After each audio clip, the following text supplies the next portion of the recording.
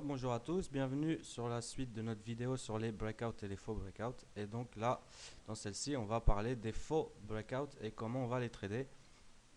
Donc là, pour résumer un petit peu la vidéo suivante, je vous ai fait des petites déclinaisons de plusieurs configurations qu'on peut fréquemment rencontrer sur le marché. Et donc, on voit bien à chaque fois que si on attend le breakout pullback continuation, euh, on passera l'ordre au bon moment et on évitera de se faire attraper à chaque fois par le marché. Et donc nous, la configuration qui va nous intéresser aujourd'hui, c'est celle-ci. Donc où on a un break, on a une sorte de pullback, mais on n'a pas de continuation. Donc à ce moment-là, on bloque très souvent sur un Fibo et on engage une nouvelle impulsion baissière, et ce qui généralement nous amène à faire un cycle complet de vagues 1, 2, 3, 4, 5 pour retracer un mouvement haussier ou baissier, le cas échéant. Et là, c'est un mouvement haussier. Donc, comment on va capter ce mouvement? Bon, il faut bien voir que ça, c'est une tendance quand même journalier. Donc, on va analyser ça en premier sur 4 heures. Et donc, voilà ce qu'on peut observer. On peut observer notre range, une belle bougie de 4 heures bien pleine, hein, euh, au niveau du, de la cassure du range, hein. Ici, on a une zone, on voit qu'on a piqué ici, donc on a formé légèrement un petit plus haut. Donc ici, on a une zone un petit peu de cafouillis, de congestion. Donc ça, c'est une zone qu'on va vraiment faire attention, on va mettre à l'écart, hein. On va vraiment y faire très très attention à cette zone. Donc on a une belle bougie haussière et juste derrière une englobante baissière, comme on dit. Donc à partir de ce moment-là, on peut quand même, on va commencer à se dire attention, là le break il est plus très évident. Donc on va commencer à changer d'unité de temps et on va se mettre sur 1 heure. Et voilà ce qu'on peut observer sur 1 heure, c'est que le prix re-rentre à l'intérieur du range. Hop là, le prix re-rentre à l'intérieur du range, se pose sur la médiane du range, hein, essaye de repartir, à partir de la médiane, et hop, ici on bloque sur le haut du range. Donc finalement on est re-rentré dans le range pour refaire une résistance sur le haut du range, hein. On voit bien d'ailleurs la bougie de 4 heures, elle a juste fait une petite incursion. Donc là on est sur un graphique, donc là on a eu notre signal en 4 heures, attention, le breakout n'est pas évident puisque le haut du range n'a pas servi comme support. On est revenu à l'intérieur, on a pris appui seulement sur la médiane. Donc là attention, pour le moment on fait rien, sauf ceux qui tradent à très court terme, hein. Mais pour le moment on fait rien. On voit que le prix revient toucher le haut du range. On peut à ce moment-là tracer notre Fibonacci. Et si le cours est contenu par les 61%, oh, bon, on va enlever ça. Si le cours est contenu par les 61%, qui correspond au haut du range, donc c'est vraiment très très important, hein. C'est le haut du range qui a fait résistance pendant 1, 2, 3, 4 jours, qu'on a finalement cassé, et puis on re-rentre à l'intérieur, finalement il fait encore résistance, ça correspond au 61% de Fibonacci. Ici, on va trader comme on l'avait vu de manière agressive tout à l'heure, une petite configuration soit en double top, soit en épaule tête épaule, soit un petit range rapide et une poursuite de la baisse.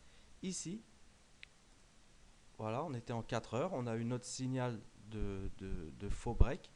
On est passé sur 1 heure, on a attendu le repli sur la médiane et le contact du haut du range.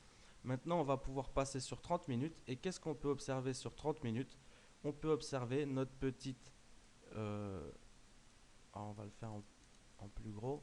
on peut observer notre petite configuration de tout à l'heure en double top.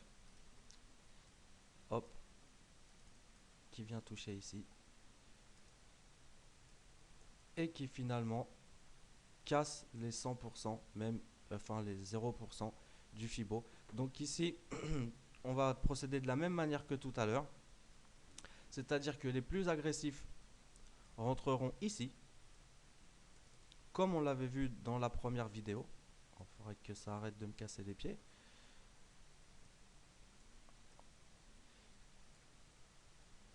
Et donc, les plus conservateurs rentreront ici, avec un stop loss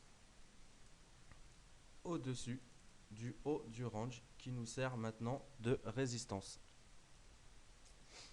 Voilà comment trader simplement le faux breakout. Et donc voilà, donc je vous disais dans la première vidéo, on n'a pas de pullback ici, mais entre guillemets c'est normal, puisque un faux break c'est généralement, c'est même tout le temps suivi d'un très très fort momentum de rejet, et donc on n'a pas de pullback parce que c'est pas le bas du range qu'il faut observer, c'est ce qui se passe au niveau du Fibonacci et de la résistance passée. Hein, donc là, finalement, on peut considérer ça comme une impulsion, une correction et une poursuite. Et donc généralement, après un faux break, comme je vous disais, il s'ensuit un cycle complet. Donc une vague 1 d'impulsion, 2 de correction, on a une vague 3 d'impulsion, là une vague 4 de correction pendant le NFP en flat, et donc là actuellement on serait sur une vague 5 baissière. Et ce qui est assez important à observer aussi, c'est que le faux breakout, c'est généralement signe que la tendance en cours, en tout cas sur l'unité de temps sur laquelle on travaille, c'est que le swing en cours est fatigué. Et si on observe d'un peu plus près, finalement c'est un peu la même psychologie que l'épaule tête épaule. Et d'ailleurs, si on le voilà, si on observe bien les points plus hauts et les points plus bas, on voit que finalement on a un épaule tête épaule avec une ligne de coup bien définie, et on voit même que les cours ont travaillé ici sur cette ligne de coup une dernière fois avant de chuter violemment. Donc voilà, ça c'est un épaule tête épaule pas très classique, mais la théorie et la pratique c'est rarement la même chose. Et ce qu'il faut voir avec les épaules tête épaule ou n'importe quelle figure chartiste, c'est que c'est pas vraiment la figure en elle-même, la figure je veux dire théorique qui est importante, c'est la psychologie qu'elle reflète et ce qui se cache derrière. Et là, on peut voir que on a un plus haut, on a un plus haut, on a un plus haut, on a un plus bas plus haut, on a encore un plus haut plus haut. Donc là, on aurait pu croire à la limite qu'on était dans un canal haussier. Puis on a un plus bas encore plus haut, donc tout va bien, hein, on va dire qu'on est dans notre canal. Et puis là, on a un plus bas, un plus haut, plus bas. Donc là, on est sur un cas typique d'épaule tête épaule, et on peut à ce moment-là tracer notre ligne de coup. Et pour ceux qui ne traderaient pas le faux breakout comme je l'ai montré en se servant du haut du range et du Fibonacci comme support d'attaque, ils auraient pu shorter la ligne de coup tout simplement en analysant la figure chartiste. Donc voilà le cas précis qui nous a intéressé sur ce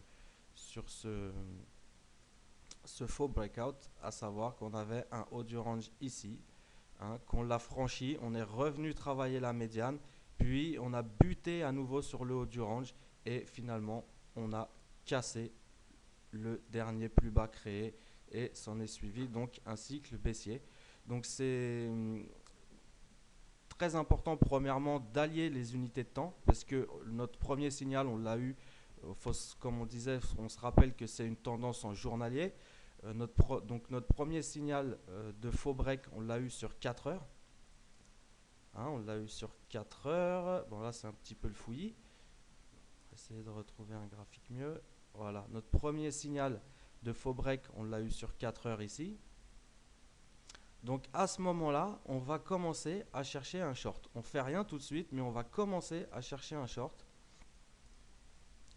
Et donc, si on voit que le haut du range refait encore résistance, qu'on a un Fibonacci, donc maintenant on a une résistance, un Fibonacci, et que finalement on casse le dernier plus bas créé euh, par la médiane, en l'occurrence ici, là on peut passer à la vente tout de suite. Et pour les plus agressifs, donc comme j'ai dit, on étudiera la formation qui s'est produite ici, donc en double top au niveau des 1,4880, le haut du range.